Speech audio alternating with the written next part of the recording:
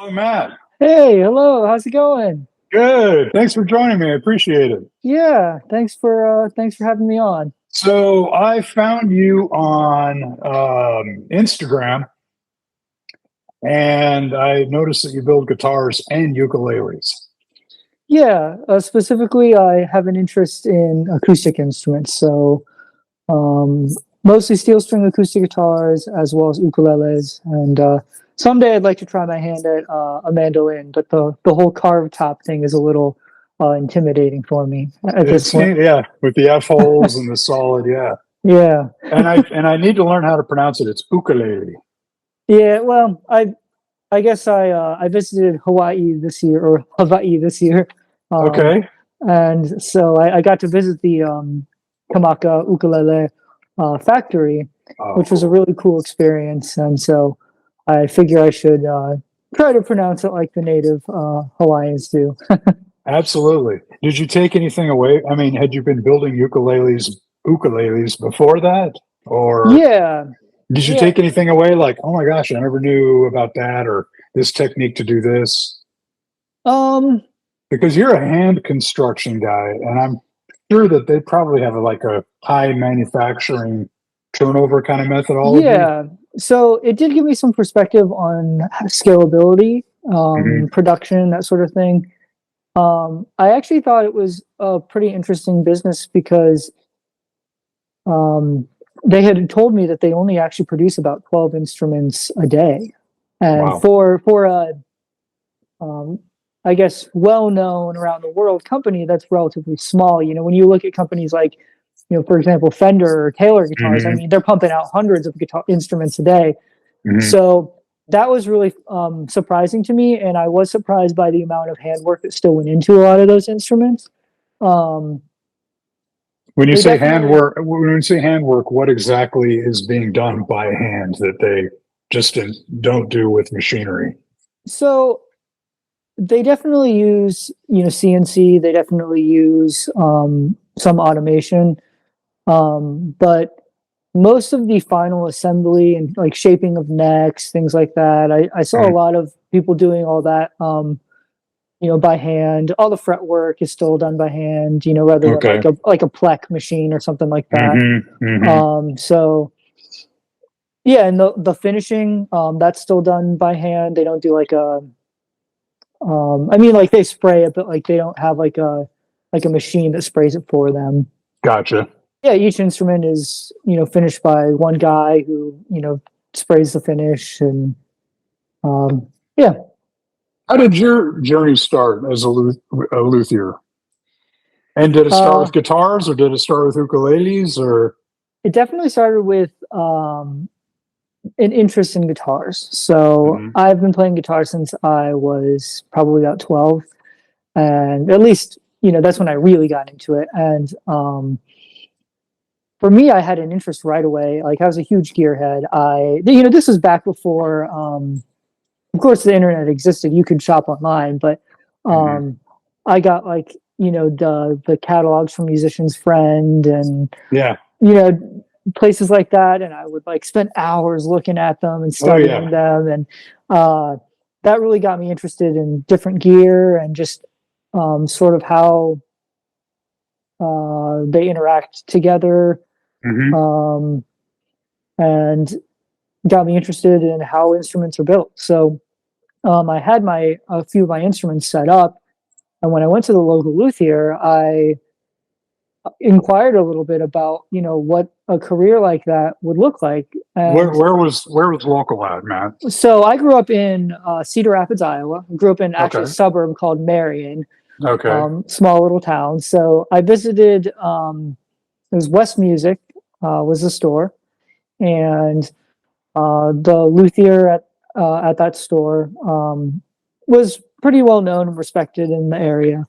And he gave me some advice on maybe different schools you can attend, that sort of thing. Um, but I actually didn't really get into that until you know more recently. I went to school. I did the whole. Um, I got a degree in marketing. I for me, I guess. Um, don't get me wrong. My parents have always been very, very supportive. But they want what's best for their kids, and then Sure. they think, well, is that really like a stable Right. career? Like that Right. sounds a little tough. Like you should go to Sure. college and get your 4-year degree. And Sure. so I did all of that, and I still had that itch, and it really came when the pandemic happened. Like a lot of people who kind of got Yeah. started, Yeah. I got laid off, and I had about 2 months where I was just sitting at home, and I said, "Well, why don't I try this?" I've had this interest for a long time. Like, let me give this a try, and just for fun, just for my own enjoyment, and Okay. see where it goes. And I just discovered that I really, really enjoyed it. So Did you dive um, into electric guitars first, or was it acoustic first, or it was acoustic instruments first. because it's a very different head, is it not? Yeah, yeah. Hmm.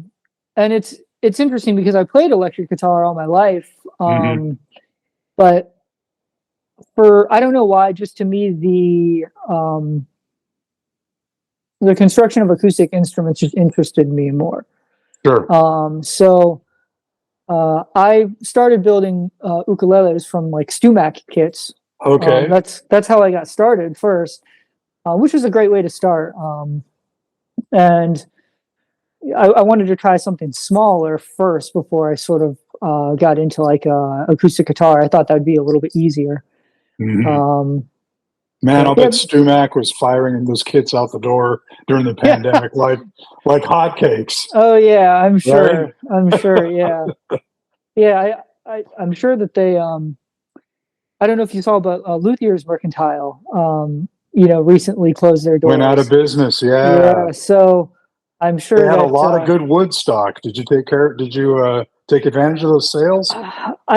I didn't actually. No, I have Mm. too much of it already, and I think my wife would have probably killed me if I bought more. So Someone else just went out of business. You know Crimson Guitars on YouTube yeah, out of England. He yeah, ran his own shop. It was vintage tools, vintage okay, woodworking tools, and he just posted a video like 2 days ago that all good things come to an end, and he had to shut that vintage wow, tool no shop. I way. know. So I logged in right away. I'd never heard of it. I'm like, I want a vintage tool chisel set, and Hmm.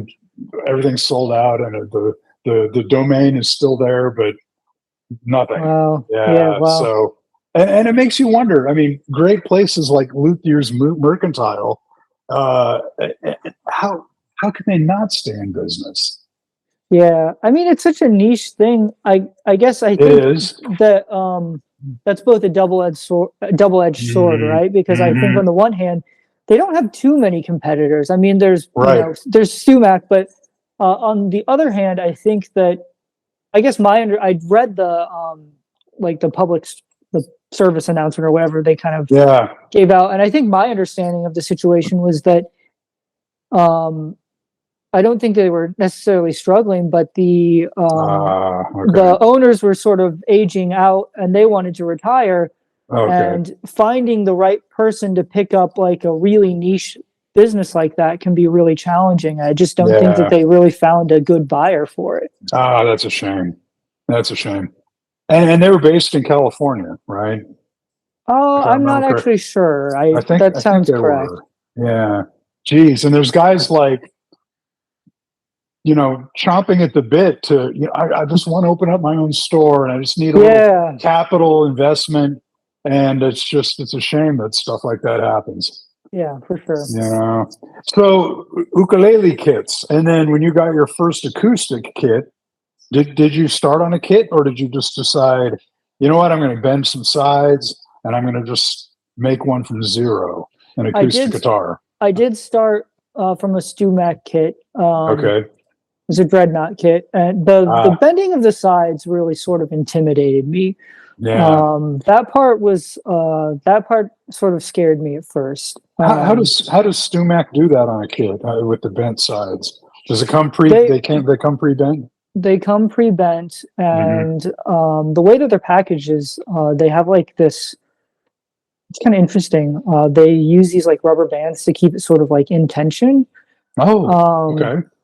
in the shipping. so that it doesn't like sort of like spring back and like flatten out Sure. again. Yeah. But yeah, they come pre-bent, and but you know, there's still a lot of assembly and things to do. It's just, Hmm. you know, most of your big pieces are already sort of to their relative final thickness. Hmm. You know, Hmm. you just have to do all the assembly.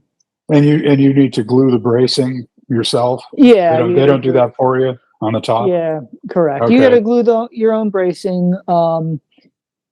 They come with the braces like like a generally sort of pre-shaped brace set. Okay. But if you want to like Oh, scallop your joined, bracing, already cross joined and stuff, like a skeletal. yeah, like Okay. so the structure is already there, but you have to like if you want to scallop the braces and things like that, Hmm. you know, you have to do that yourself. Ah, gotcha. Okay. The fine tuning of the structure and Yeah, shaving it exactly. down and getting all the nice details. So while you were doing that, you're looking at these parts going, I could construct my own side, I can construct my own neck. When did that turn happen? Like, you know what? I'm going to start doing it from zero. Yeah. So actually, it was for a couple ukuleles that one I built for myself, and then another I built for my wife. So Okay. um, I had an interest in building instruments from woods that were not exactly traditional. I want to build from woods that are sustainable. So one of the things about a lot of the traditional quote unquote tone woods, you know, like rosewood and mahogany, is they're from these tropical Right. areas, and Right. um, you know, you hope that they're harvested in a sustainable way, but sometimes it's really hard to know. You know, you don't necessarily know where that tree came from, Right. and as much as possible, I don't want to really contribute to Hmm. unsustainable or unethical or unethical timber farming. Right. So I had an interest in building from some different alternative wood. So that kind of prompted me where if I wanted to do that, I had bought them from a lumber supplier in Oregon, Okay. and they, That's a good location for lumber. yeah, exactly. So they harvest a lot of reclaimed wood from trees Ah, that are already downed, but they aren't going to bend the sides and do any of that stuff for you. So, sure. you know, the necks just come as like a chunk of wood, you know, Okay. just a blank, and then you have to do all the shaping. And if you want to, depending on if you're cutting it all out of one piece, or if you're doing like a scarf joint for the headstock, you know, you still have to do all of that. So Mm-hmm. I'd buy like the rough billets of wood, but that's when I really had to learn to do it myself because I wanted to pursue building from these types of wood that weren't necessarily available from places like StuMac, Mm-hmm. and you know, you couldn't get them in that sort of pre-bent setup. Sure. Are they kiln dried when you get them, or do you have to deal with sap and remnants? Like, are they planed, dried from your lumber distributor? You know, that's actually a good question. I don't know if they're kiln or air dried, but Okay. Okay. they come ready to Ready to basically, go. you know, process. Okay. Um, so I recently dove into a Telecaster. I'm going to make my first guitar. Pardon me for a second, Matt, while I grab it. oh yeah, And it's a limba. oh yeah, it's a Uh, great wood. yeah, it's heavy as heck. My God, this is Yeah. heavier than my Les Paul, and it's about 10 pounds easily. Oh my The body man, yeah, alone. So I'm going to put a belly bump on it, and I'm going to put the armrest yeah. contour like my Stratocasters. But when I got it from the guy, he had epoxied, some of Hmm. these gaps in here and filled them in, and it started seeping out. And I thought it was sap, Hmm. right? And I thought maybe it was a commonality. So you don't run into any of those issues. The woods are pretty well done by the time you get them. Yeah, I don't usually run into an issue with that, at least not from the supplier that I purchase from. And the stuff that I'm purchasing usually isn't gonna have like voids like that, Okay, where um, but I've seen that problem before actually. It's funny that you that's say that. interesting. Yeah, I've And how do you seen solve something like that? Would sanding, I guess, the let it only dry before you start working on it. Just let it sit for a couple months. the only other time I've really seen that is oh, I've seen a workbench that had a big slab top, and it had some checks in it that were filled that way with black Uh, epoxy, okay, and over time it would sort of seep out, like it'd just be a little proud of the surface, and you'd have to sure. just sort of plane it down Okay, every once in a while. So I would imagine you might want to wait before finishing a okay. little bit, Makes to sort sense. of It's like let my it backyard settle. fence. When the guy installed the backyard fence, he said, "Let it sit for about a year in the sun, go through all the climate changing, and then you can stain it." Yeah, And yeah. of course, I jumped the gun, and now I've got planks that are starting to warp, and I so whatever. But so you said exotic woods, and you went to this Oregon Hmm. lumber supplier. What kind of exotic woods do you prefer, and what did you acquire? Sure. So I really like myrtle wood. That was one of the first ones that I started with. And still really like. It's can be found domestically in places like Oregon, Okay. and it often has figure kind of like koa or like flamed maple. Wow. So I really like that a lot. Is it pretty lightweight? Yeah, it is Hmm. relatively lightweight. It reminds me. It actually, I think it's like in the sort of tree family. It's somehow related to koa, so it's pretty Ah. similar to koa. And Um, how about the tonality? Or is this for ukuleles or ukulele and acoustics? Ukulele and acoustic guitars, yeah, Okay, both. because you don't hear about myrtle much in acoustics, or at least I haven't. No, Is there a yeah. reason for that? Um, I think some of it is just tradition, to be honest with you. Gotcha. Okay. I think that I think musicians are an interesting bunch. You're You telling know, me? yeah, Yeah, we know. we, We poke yeah, fun, but we know. yeah. So, um, it's funny because when you think of companies like Gibson guitars that are these heritage Mhm. brands, I would Mhm. actually hate to be in their shoes because so many people complain about some of the maybe design flaws that exist Mhm. with their sort of traditional designs. Mhm. Mhm. Gibsons are notorious for their headstocks breaking off, right? Right. Um, but then if they try to fix it and change the Oh, design, people will be oh like, God! What have you no, done? Yeah. don't do it. Yeah. Build it like you built it in the 1950s. That's right. So That's it's right. like they're damned if they do and they're damned if they don't. So Yeah, it's tough. They're locked um, in. Yeah. yeah, so I think some of it is tradition. Hmm. People want mahogany back and sides. People want Okay. rosewood back and sides. Hmm. And the reality is that there's still a plentiful enough,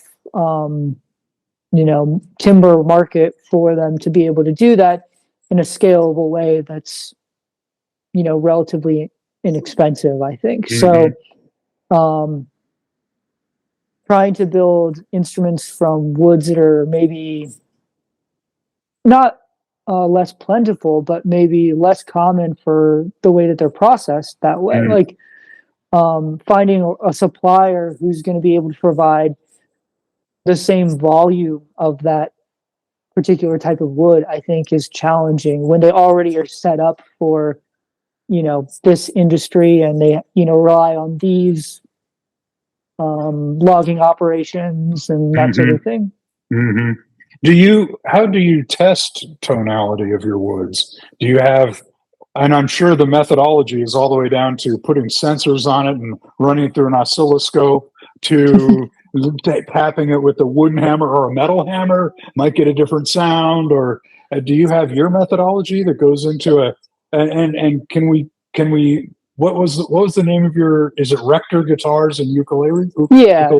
Okay. So what's the tonality testing that the Rector method would use? Honestly, I do a lot of the sort of tap tone thing, but I'm not gonna say that there's any magical answer. Yeah.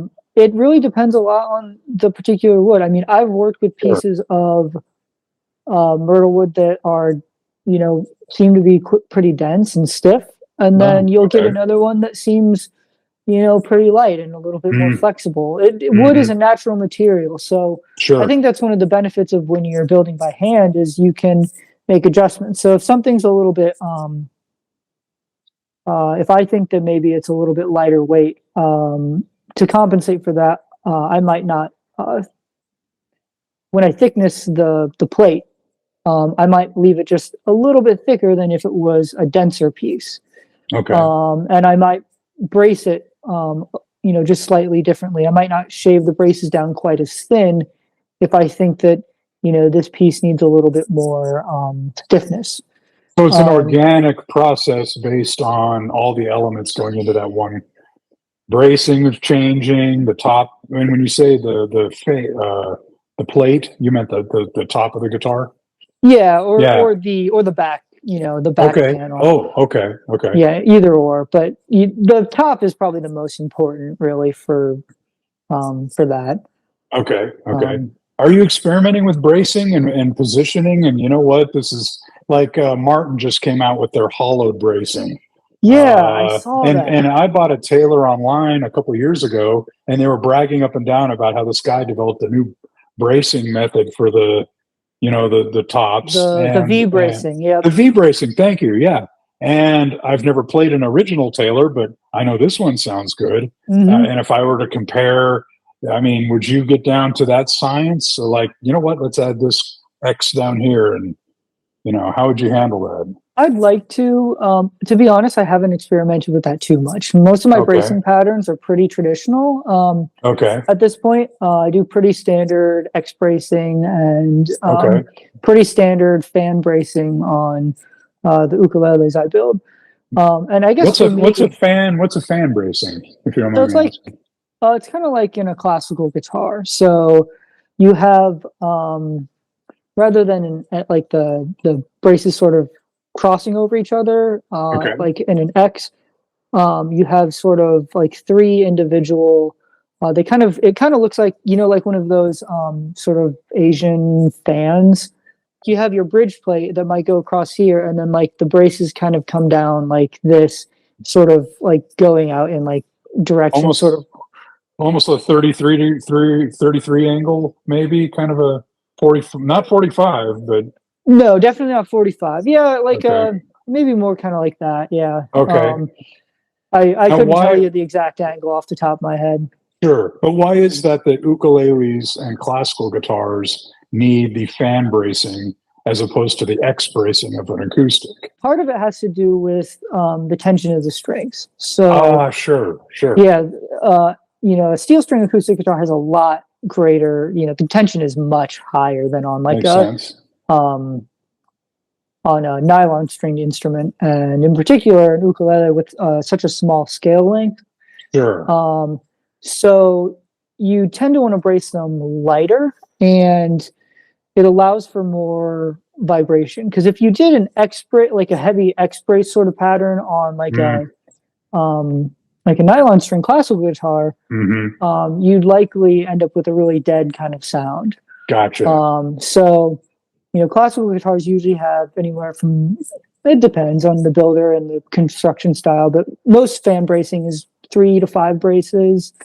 Um, and then on ukuleles, it's usually, 3, Okay. for a pretty standard fan brace pattern. Hmm. Um, and, they don't have the X with all the little cross braces and things The like that. joints. So Yeah. yeah, Yeah. so it's a little So bit lighter construction. do you use a standard wood pretty much for all the bracing, or does tonality come into play there? Usually, I use Sitka spruce for Okay. most of the bracing. Okay. It's inexpensive. It's readily available. It's light, easy to Yeah, cut. Okay. it's light, it's stiff.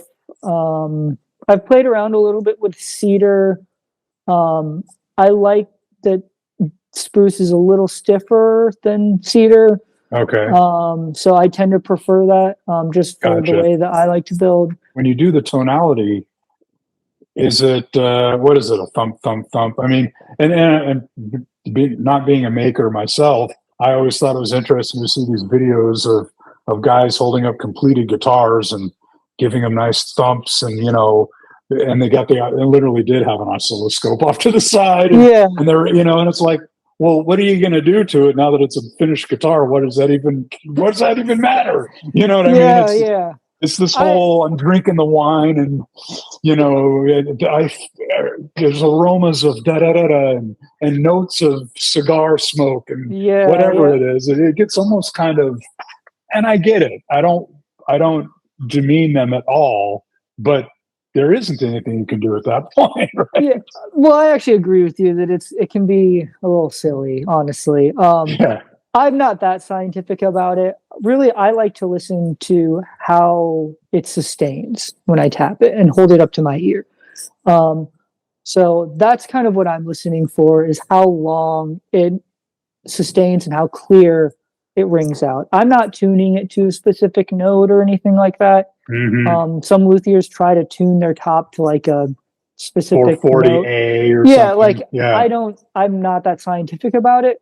Yeah. But I just like to hear how it sustains. So if I'm tapping on it and I think, that sounds a little dead, like Mm-hmm. I want this to ring out a little bit longer, I might shave the Okay. braces down a little bit more to get it Ah. to be able to vibrate a little bit more.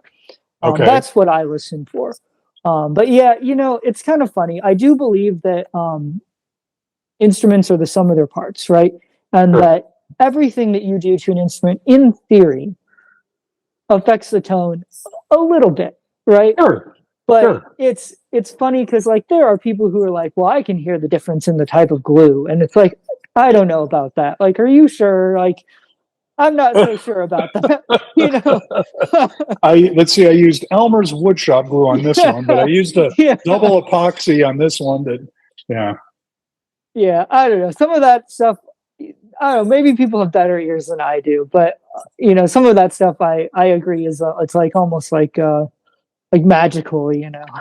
Have you the ukulele? And you mentioned scale earlier. Are there different scales that you've played with the ukulele, or one standard scale that's your favorite go-to, or So tenors are my favorite, just because that's what I tenors? like to play personally. And what Um, scale is a tenor? What's the measurement on that? Usually they're around 17 inches for the scale Okay. length. Okay. And that's Um, a standard ukulele, is the tenor that you'll mostly see in a store hanging on the wall. the ukulele that everyone thinks about is the soprano, or sometimes Oh, that's actually called the standard. And oh, that's like the tiny little like hmm, ukulele that when you think of like the ukulele sound, like the iconic sound, that's what most people think of. gotcha. Um, then there's the concert, which is a little bit larger. So the tenor is then just a little bit bigger than the concert. And all three of Ah, those are usually tuned to the same way. And okay. then there's the baritone, which is Mm, tuned kind of like a guitar, mm. um, which is even bigger. Still four strings. Yeah, still four Okay. strings. Hmm. Um, yeah, there's a lot of variation in ukuleles. I've seen ones where they have courses, like doubled strings, like a mandolin. So Oh, like wow. kind of like a 12-string guitar. Wow. I've seen ones like that. I haven't built anything like that, but I've seen ones like that. And then the baritones, especially the sopranos, concerts, and tenors, tend to have somewhat kind of standardized sizes. Hmm. The baritones, a lot of companies do their baritones a little bit different. Have you experimented with piezo pickups or anything to that effect in your ukulele, or are you a purist? It's like the sound that it gets is the sound you're gonna, amplification at all, or I haven't. Not that I'm opposed to it. yeah, I just yeah. in the instruments that I've built, I've just kept them purely acoustic. I'm not opposed to it if someone requested that. Hmm. Um, I like the K&K system a lot. Oh, yeah, I've installed those, and they're amazing. It's a great Yeah, system. I like those. I like the LR bags systems. The thing about Um, K and K that I had to laugh at, I ordered one for a client. It was the first one I installed, and I ordered it on Amazon. And it comes with the jig, with the hole in it, and a golf Yeah. tee. And I went, they're keeping this one golf tee company in business because of their installation. You have to line it up in the, Yeah. but worked like a charm in the installation. I mean, it seemed daunting at first, but it's a great system. I liked it. Hmm. It covered the various positions on the bridge, which, as opposed to a bar going across, Hmm. standard old fashioned piezo, it just seemed like a great system. Yeah, I like that they're, pretty minimally invasive, and Hmm. that they're pretty electronically simple. Like there's not too much to mess around with. I tend to Hmm. like simplicity in my gear and setup. I don't know, it's interesting as I've gotten older. Is I that guess. purism? Yeah. Yeah, I guess I've just come to like simplicity in a lot of stuff like that. When you were a electric player, was there a genre that you went to, and were you an effect? Because you said you were a gearhead, so I've got 3 different amplifiers. I've got an effect board with 10 different pedals. Were you that kind of guy? Like, Yeah, I definitely played a lot of like blues and classic rock, and played in a cover band. yeah, Um, and I had a few different amplifiers and handful of guitars, and I've sold some of that stuff, and yeah, yeah, um, scaled back on that. I think some of that maybe comes with maturity of just as a musician. I think as you improve as a musician, skill sort of can replace some of the absolutely. skill can replace some of the things that or just experience, knowing how to use the gear to the best of its abilities and maximize what it can do. I think some of that can sort of replace all the gadgets. Yeah, it's almost and God help the person in the guitar world that's got FOMO, because if you have fear of missing out, you're just gonna, I mean, there were plenty of times where I'd be on sweetwater.com going, oh, I want that and I want that. And, and then my credit card's sitting in Yeah, my wallet, just whimpering like, it's really, limited dude, edition. I you have need to get it. another guitar? Yeah, right. You need Yeah, another guitar? yeah, And is that yeah. pedal really why can't you just be happy with the reverb can and your Fender amp? Do you really need reverb pedal with, Hmm. you just have to stop eventually and go, you know what? You're right. You're absolutely right, Matt, in that tone is, yes, you're chasing tone, but adding effects and layers of an onion, in my opinion. Hmm. And I read an article about 10 years ago on Eddie Van Halen's Frankenstrat, and was Hmm. blown away that it was one pickup, one volume knob, Yeah, and he is, in my opinion, and I'm a huge Hendrix fanatic too. Uh, and hearing that Angus Young played with one guitar and a Marshall stack, that was it. And they yeah. made amazing albums and got incredible tone. And they didn't have to layer all this crap on. Hmm. It's and thank goodness, because it's easier to replicate tunes no matter where you Hmm. are. So, do you prefer ukuleles or acoustics? Oh, I'm more of a guitarist, so Okay, I would say I prefer, if I had to pick one, it'd be acoustic guitars. But to play. yeah, to play, Okay, and probably to build. I got that. But I don't know. I guess I think the ukulele is such a fun, lovable instrument, and so approachable, and that's what I really love about it. And it's just like anything else. I mean, I think that mastering the basics of ukulele are maybe a little bit easier than guitar, but it's certainly not just like a for fun instrument. It's a serious instrument. I think. Um, Absolutely, absolutely. You can have like, it brings to mind the recorder. You can yeah, have someone playing "Mary Had a Little Lamb," or you can have literally a recorder sitting in a symphony and fitting right in. yeah, It's yeah. Interestingly, I actually read somewhere that a lot of classical music for the flute was written before we had our modern flute, and mm, it was basically a recorder. So like mm. that was the flute of that bygone era. So um, yeah, we think of it as like a instrument that kids learn to play and squeak and squawk on and Yeah, in yeah. school. But I watched a video that it made me laugh a little bit because again, in my head, I'm like, you know, that's what I think of when I think of that instrument. But it was like this crazy classical arrangement for recorder, and the skill was just incredible. How do you see the industry changing, Matt? Do you see the industry? It is changing. I Yeah. mean, 3D printing, has become a very accessible thing. It's not beyond anyone's wallet anymore. CNC, same thing. Hmm. Guys are cutting guitars and parts until the cows come home. Yeah. There's libraries of if you need something printed, you can find a particular item. Someone will print for you, ship it to Hmm. you. And as I'm asking that question, and we can go back to the question, how is the industry changing?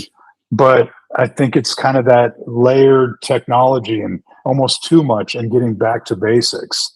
Yeah. And is that what separates a Rector guitar from, say, a Taylor? It's like, you know what, this was built by hand, by me. I I'd like to think so. Yeah. Okay. So I really have an interest in historic woodworking, and not just in my instrument building, but in Hmm. woodworking in general. I use a lot of antique tools that I've restored, and I do a lot of things by hand. So I actually thickness my tops with a hand plane. I Um, saw one of your posts the other day where you walk into the shop and you grab the plane on this giant chunk of wood and you're just going to town on it. And I'm like, he doesn't have an electric planer. He can just feed that through. And I was actually really impressed. I mean, yeah, it, that it was brought to mind like how they used to make canoes, where they just yeah, grind it out by hand. It was really intriguing to watch. yeah, that was for a workbench that I built. But Oh, okay. yeah, I really like using traditional woodworking methods, and trying to keep as much of the skill in my hands and not outsourcing it to a machine. And I don't have to be clear, I don't have anything against machine production. In fact, I think it's a great time to be a musician and a guitarist because you can get a great instrument that's pretty inexpensive, Hmm. and a lot of that is because we have these methods of production that are scalable and that Hmm. um, you know are able to be done in a efficient way. So I'm not trying to say I have anything against um, machines or anything like that. I'm actually the vice president of a local makerspace here in Baltimore, and I have access to like CNC and things like that. Oh, wow. Um, but I don't typically use any of that stuff. I do on my instruments at least. Hmm. Um, I don't know. I guess I got started with that because I lived in an apartment at the time, and so for Sure. me, I didn't have the machines weren't an option for me. Right. And I got into it actually not out of some romantic notion of like, oh, I love old timey things. It was because this is what worked for me in my space. But then I would say I kind of fell in love with it, and really came to appreciate what goes into doing things by hand. And I think that's a buzzword that is thrown around a lot just by craftsmen in general. Oh, it's handcrafted. It's handcrafted. Well, what Hmm. does that really mean? Like Hmm. Hmm. it's hard to really define what that really means. And Hmm. when I say that an instrument of mine is handcrafted, I really want to be able to believe that. Absolutely. I get it. Yeah, because handcrafted could mean here's my index finger on my hand and I'm pushing a button to turn on the CNC machine. There, Yeah. handcrafted. Tell me about the makerspace. And do you know other luthiers in your area that utilize that facility, or what's that all about? Yeah, so there's one other guy there, but I actually haven't gotten to meet him. I guess our schedules are just at different times, so when I'm there, he's usually not. There's one other guy there who builds mostly electric guitars, I think. Okay. And then there was a guy in the past who used to be the president actually, and he built electric guitars, but he's moved away. He moved away last Ah, year, so he's not an active member there anymore. So it's just me and another guy building guitars. building guitars there. Okay. So yeah, there are all kinds of people doing all kinds of stuff there. But as And far as and I'm what is aware, it? Is it like a hub of tools and facilities that artists can come in and utilize on a subscription basis, or how does that yeah. work? Yeah. So it's a member run nonprofit. You pay for a membership. I think it's pretty minimal. It's $50 a month. Wow. And if you become a member, you get a key and you get 24/7 access. Wow. So there is a woodshop space with your typical tools: bandsaw, table saw, drill press, Wow. jointer, planer. Um, there's a CNC. There's a laser cutter, 3D printer. There's various electronics equipment like soldering and Oh, okay. the Baltimore node actually started as like a hacker space. So there's like some people who do like robotics and computer programming type stuff there. I Hmm. don't know anything about that or anything about the equipment for that because I've never used any of that stuff. But I know that it exists there. Sure. But Wow. yeah, What a cool idea. yeah, it is cool. There's actually quite a few in the Baltimore area. Maryland has a really big like initiative program for maker spaces. Oh, wow. So that's kind of a cool thing about, I guess, the state. And then I'm seeing more and more places like that pop up around like the country. Like I just was curious and I looked up in my hometown and like in different places in Iowa where I lived, like if there were any. And I'm seeing, that more and more of these types of places are popping up. So yeah, kind of a cool idea. Well, I'm sure during the pandemic, were there issues with the makerspace? Were you at that level yet where you were using it, or? So I wasn't involved yet at that time Yeah. when Okay. when it was really like when it's the heyday of the pandemic and Yeah. everything The was shut heyday. down, right? The Like heyday. yeah, I That's a mean it's way of. not like it's funny because people talk about it like it's over, but like it Yeah. still exists, like It does. you Yeah. know. But Yeah. the time period where we didn't know a lot about it and there's a lot of Right. fear, Yeah. revolving around it, and we Yeah. didn't have a vaccine yet and things like that. Right. At that time I wasn't involved yet in that. So Okay. Okay. So I'm sure that it was an empty place for a long time. I do think it was tough. Yeah. Hmm. I think it was a tough time for the organization. It's based on what some of the other members have told me. Right. Right. What kind of insurance do they have? I mean, if you get all these people coming in, yeah, $50, and whoops, I chopped my thumb off. You know what I mean? Yeah. Um, How that's a do they great prevent question. that? It's just. Yeah. So you definitely have to sign a waiver before you Sure. become a member. And we require our members to check off what tools like that they are trained on, Okay. that sort of thing. And just a general liability of like, they're not going to, that the Baltimore node is the name of the makerspace, that we're not liable. So there's that. There's also like you can do different trainings and safety trainings with someone like a member who is experienced on that equipment if you're trying to learn. The other day I helped someone who'd never used like a palm router before. Okay. So I showed them how to do that and how to operate it safely. Um, so yeah, general liability waiver, but we do, carry insurance, of course. Okay. Okay. So back to the handcrafted aspect, Matt. I'm really fascinated by it. It's the inlays.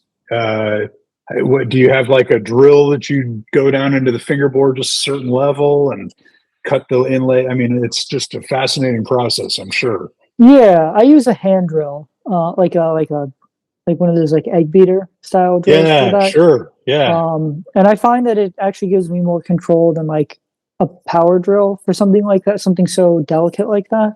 gotcha. Um, for the sort of standard dot inlays, that's something I'm trying to learn more about now is um, doing fancier inlays. That's something I want to incorporate.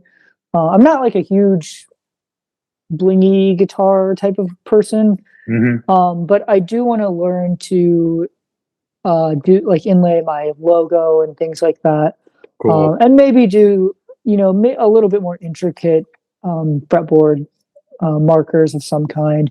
One of the cool things is my 9 to 5 job is I work for a jewelry company.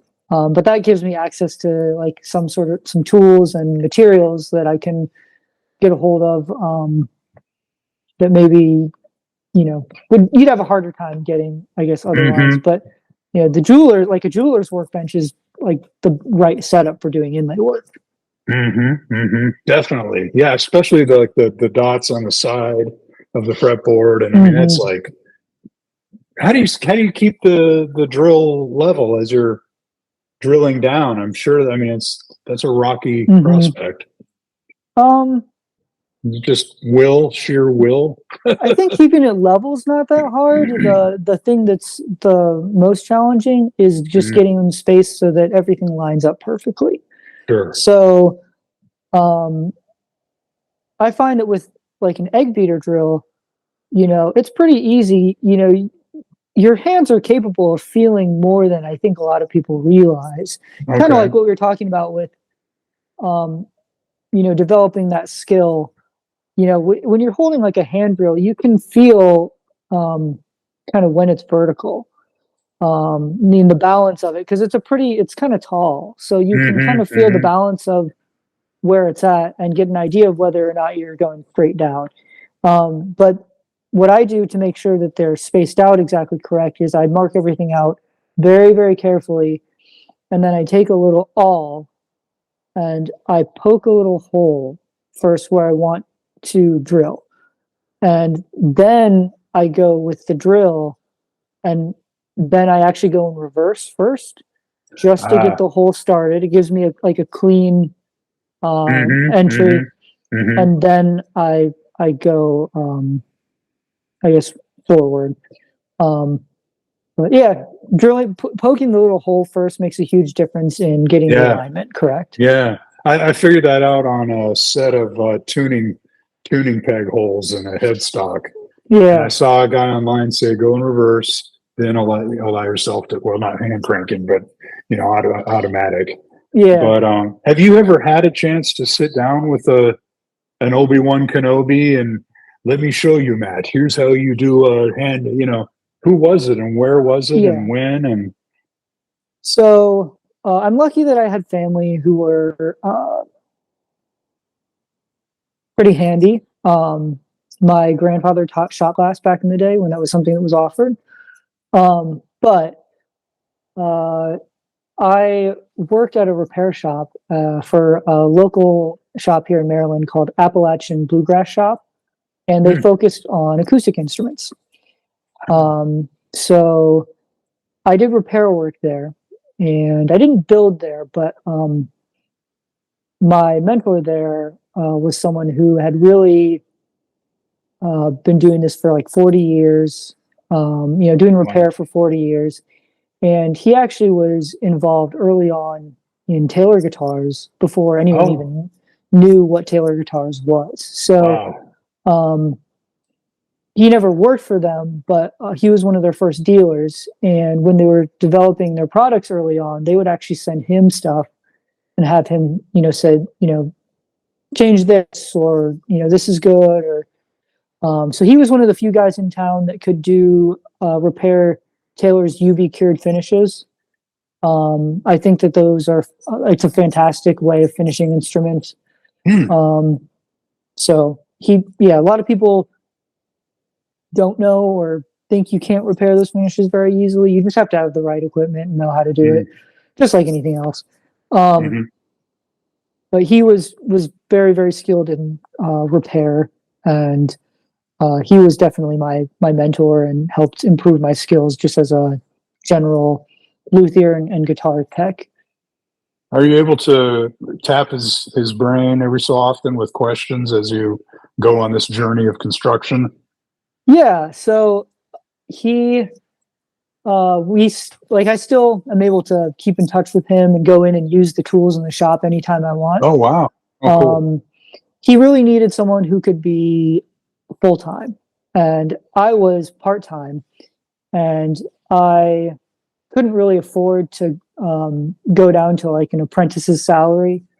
Mm, You know, um, but it was still a good relationship, left on good terms and everything. It was just he needed a full time guy. So um, he told me that I'm welcome to come use the tools anytime I want. And so sometimes if he has something I need, or I just need some expertise or advice on something, I can always give him a call and he'll help me out. very cool. So Matt, when you complete a guitar, is it to order, or have you created some inventory? Do you have a website that you? I think it's Rector Guitars and Ukuleles or Mm-hmm. ukuleles.com, right? Um, I own the domain for rectorguitar.com. Okay. And I haven't really developed a website yet. That's kind of the next thing I need to do is Oh, cool. I need to get a website up, and right now I've just built instruments mostly for either people in my circle, someone I know, or a friend of a friend. Um, it's mostly just been word of mouth. But I'm getting to the point now where I don't really have any instruments in inventory, but I want to start doing that. The instruments that I have built have been, I guess, commissions, if you will. Sure. Um, yeah, so I don't have any like built up inventory, but I do want to start doing some of that and Cool. offering them for sale on like a website or something like that. Cool. Cool. So, could someone reach out to you on Instagram and place an order today? Absolutely. They could reach Yeah. out on Instagram, or What's your handle on Instagram? it's just Rector Guitar, just all one word, all lowercase. Rector, Rector Guitar. And so if someone did, and I don't want to put you on the spot, but if someone did place an order for an acoustic guitar, what would be the process there? Would they say, I would like this and that wood for the, I mean, how customized would you get? Like, look, I've got these woods available, choose from that. I've got this of it, you know what I mean? Gold hardware only, Yeah, or how would that process work out? I mean, really, sky's the limit. Cool, I the only thing is really, really intricate inlays. Again, like I said, that's something I'm trying to get better at or learn more cool, about. cool. That I really wouldn't have experience with. So if you wanted some sort of crazy inlay, I'd probably have to outsource that sort of work to like an inlay artist. Um, Hmm. but beyond that, in terms of wood combinations, binding, rosette, things like that, I could pretty much do whatever people wanted. Hmm. Um, and I guess that's the cool thing is I can work with them to really make it their instrument and something that is totally tuned to them as a musician. And did I notice on your Instagram account, do you laser etch, or do you have a wood burner and you got your logo on the body, on the inside body and through the sound hole there? In the inside, I have just like a old school branding iron. It looked like it because there was Yeah, a lot of seeping burn, and it looked yeah, really cool that way. It looked yeah. super So cool. I think that's kind of neat. And then on the headstock, I have uh, like a really thin decal that I clear coat over. So How do you do rosettes? That's got to be one of the most difficult things to pull off? um, it can be it's time consuming. Yeah. Mm, Um, Depends on the pattern. I mean, so a lot of times you can buy the marquetry sort of already like assembled in a strip. ah, That's pretty simple if all you have to do is sort of bend it and inlay it. If you have to make your own marquetry, I haven't done that yet. mm, That's really hard. Um, the I like doing a lot of like solid wood binding and solid wood rosettes. I try to keep as much plastic out of my instruments as possible. sure. Sure. again, with the sustainability thing, Hmm. um, I try to think about what happens to, the instrument at the end of its life cycle. Um, we like to think that people will treasure our creations and they'll be around forever, but eventually it's going to return to the earth someday. Sure. And so I like to use wooden bindings and Nice. marquetry and things like that. So, um, have you ever seen those like circular rosette cutters? No. Yeah, so there's this tool that you drill a hole and that becomes your referencing. Like you put a little pin and then that becomes your reference. And then you rotate this cutting tool around so it creates a circle. So you Okay. can you can use that to actually create the different concentric circles for the rosette, and then you can take a chisel and um, like very carefully chisel it out, and you can actually take Wow. a router plane then Whoa. to like then level the surface, Hmm. um, Wow. and then Woo. yeah, so that's kind of intensive, but then you can actually use that same circular tool to actually cut the rosette itself.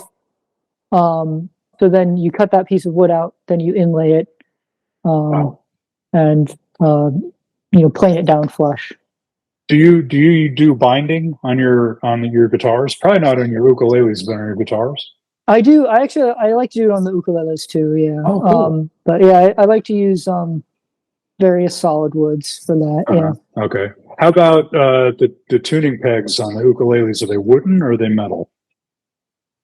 The ones I've done are metal, but that's something I think I'd like to switch because on such a small instrument, it tends to make the instrument a little top heavy. Weighty? Yeah, Yeah, so that's actually something I want to maybe find a different type of machine head for that. that'd be cool. And make them out Yeah. of wood. Yeah, I've seen ones like that, but I haven't done that myself.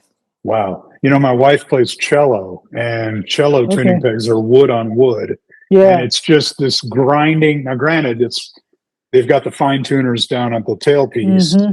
but it's just she has to use both hands to just tang, Yeah. tang, tang, and you're just waiting for that string to pop off. And I don't know how that wood on wood even just stays in place.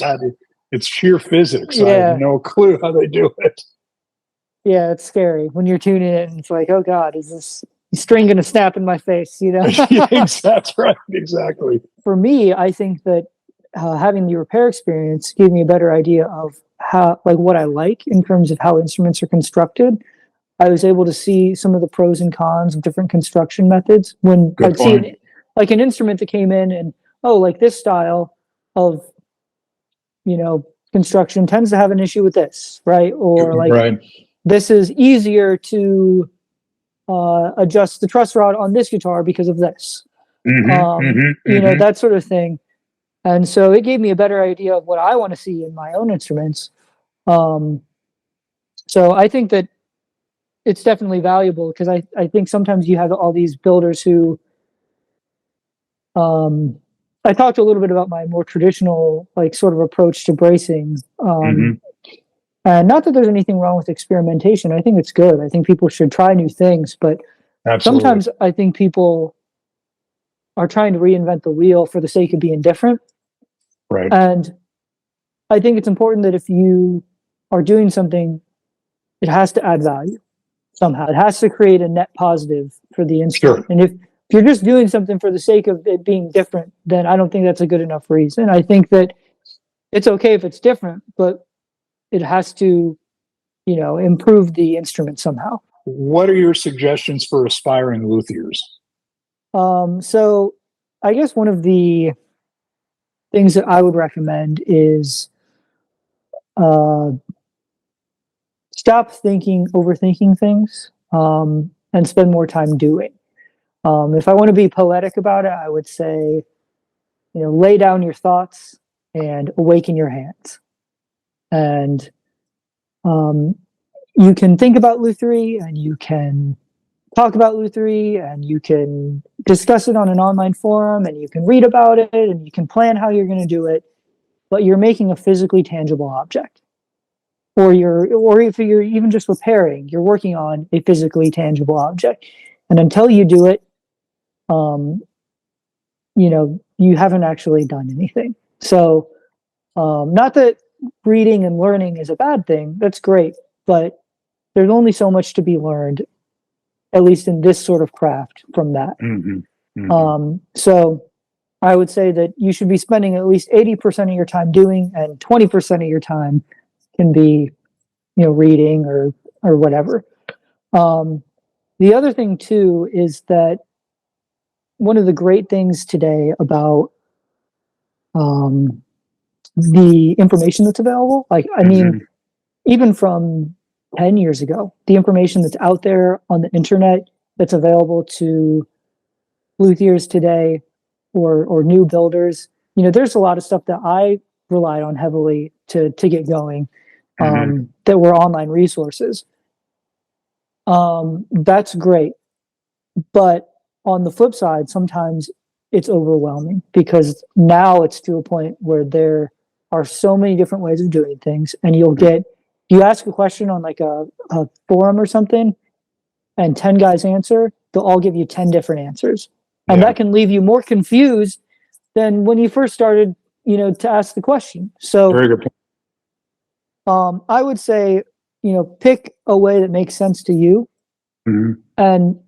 and then once you've done that, try it, and don't waste too much time thinking anymore about it. If it doesn't work, then guess what? You'll find out pretty quick that Yeah. it doesn't work. But at least you haven't spent, extra time beyond that thinking about it, and then realizing then later that it doesn't work.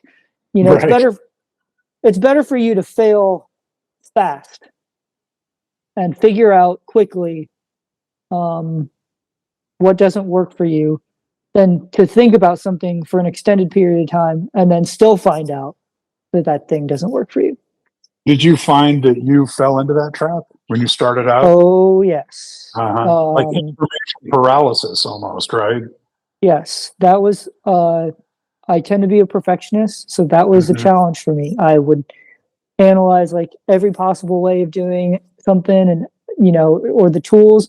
That's another thing is, all these luthier companies, they're great companies, but of course they want to sell you every tool they can. Yeah. And a lot of times, you can do a lot of stuff with a pretty basic kit, but people like, think, oh, I got to have every specialized jig and every, you know, all of that stuff. And Yeah. you're better off spending more time developing skill than buying. You can't buy your way into good craftsmanship. Very good point. Being a perfectionist is, and I'm an artist first and foremost. We've been in commercial design for many decades Mhm, of my life, and well, like my sister-in-law, she wants to be a painter, mhm, and but she's a perfectionist, and mhm, it gets to the point where, and it's tough because when you work in an organic form, especially you with your hand tools, mhm, and you're not going to get precise results, but you embrace that. So there's a whole duality of I'm a perfectionist, but I want to embrace the organic aspect of every guitar is different. It's going to be mhm, unique. It's going to be made by my hands, which are flawed. They're not perfect machines. You're going to have idiosyncrasies between guitars and ukes, mhm. if you will. It's a hard duality to fight with, I'm sure. Yeah, yeah, it is. But at the same time, you could probably channel that energy and perfect your craft, maybe. Yeah. I guess when someone asks, well, what's the best instrument you've built? I always say the next one. There you go. It's like everyone's a little bit better, right? I love that. That's good. I printed out a picture of Speedy Gonzalez's cousin, Slowpoke Rodriguez. I think that's his name. And I don't know if you know him or not from the Warner Brothers cartoons. He's got a Hmm. Stratocaster on his shoulder, and next to it says "Speed kills." Slow down, be patient. No, and that's what I'm sure you embrace. That it's almost like a Hmm. Zen thing where Yeah. you just become one with the wood, the hand drill, the inlay, the fretwork. You know, it's a cool Zen kind of a thing if you want it to be. Yeah, it is almost meditative, Hmm. I would say. And I'm sure the end result instrument, when it's done, resonates an energy that you put into it, and that's pretty cool. What's your favorite tool? Do you have? I always ask the repair Oh specialists, yeah. like, oh, the fret rocker, or someone said, I love my calipers, or my digital caliper. What would your favorite tool be? Um, so I guess since I really love antique tools, I have a Stanley 603 hand plane. It's a smoothing plane. So Is that the one is that the one that you were using on that workbench top on your Instagram? a similar one, Okay, but okay. yeah, not the exact one. So the one that I was using on the Instagram, I have set up to do more rough work. Ah, Um, but the one that I'm talking about is for like really fine. You can use it to give the final. You don't even have to sand. You can use it to give the final surface finish. is that one Um, of those little hand deals, like a one-handed kind of? no, it has like a handle and a knob, so it's Okay. you use two hands. But it's the traditional smoothing plane was like a number four size, and the three is just a little bit smaller. How do they And size? How do they size planes? When I say a four or a three, what is that measurement? so that's in reference to Stanley's numbering system Uh-huh. because they were the ones who really popularized the metal hand plane. Um, so what they have anywhere from the standard bench planes go anywhere from one to a number eight, and eight being the largest, one being the smallest. One and two are basically, I would call them more toys or novelties. Okay. Um, they're particularly rare and collectible. Three and four are Oh, considered your smoothing plane. Five is like a jack plane or like a four plane. Six could also be considered a four plane, and then your seven and eight are your jointers. So um, you can think of it as coarse, medium, fine. So your number five and six traditionally was used to do coarse work, okay. remove a lot of material, get things roughly, remove rough sawing marks, get things relatively flat. They're sort of a medium length. Then you come in with the really long ones, the seven and the eight, the jointers. Because they have such a long bed, it gives you a long reference surface so you can get something really perfectly flat. Ah, And then the shorter ones are actually what give you your final finish. You come in with like your smoothing plane, and they're just meant to take really, really thin shavings, but leave this pristine, smooth surface. nice. And I like the 603 because it's a little smaller. A lot of instrument work is smaller scale. Okay, So sure. um, I find that size works really well. And I'm not a particularly big dude. So the ergonomics of it just feel really good for me. Makes Um, sense.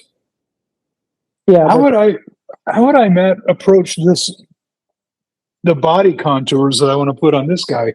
Because I saw a dude online with a rasp and he just went to town on it and then eventually smoothed it out. Of course, he had his guidelines, you know, hmm that he drew out and he kept it in hmm that. And I saw another guy get his bandsaw and cut it out in chunks and get his chisel and chisel it out and then sander it. What do you think would be the approach on a limbo?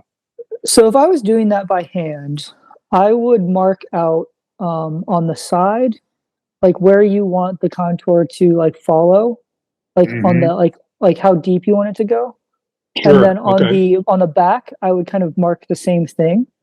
Hmm. Um like kind of the line of where you want it to go. Yeah, Hmm. and then from Hmm. there what I would do is I would take a handsaw and make a bunch of small cuts down to those lines. And then use a chisel to remove the bulk of the waste. Because if you try to just do it with a rasp, I mean you can do it, but if you can chisel out a lot of the chunks first, it goes a lot faster. So Sure. I would do that first, and then I'd come in with like the rasp and the files and the shaping tools, and then smooth out what's there. And then sand it and make it, nice and perfect. And when it comes to chiseling, of course, keep a nice angle, like not too deep, and start hammering inside. Just little bits, right? Just Yeah, go shallow. You don't want to, because wood can be unpredictable in well, how that the too. grain.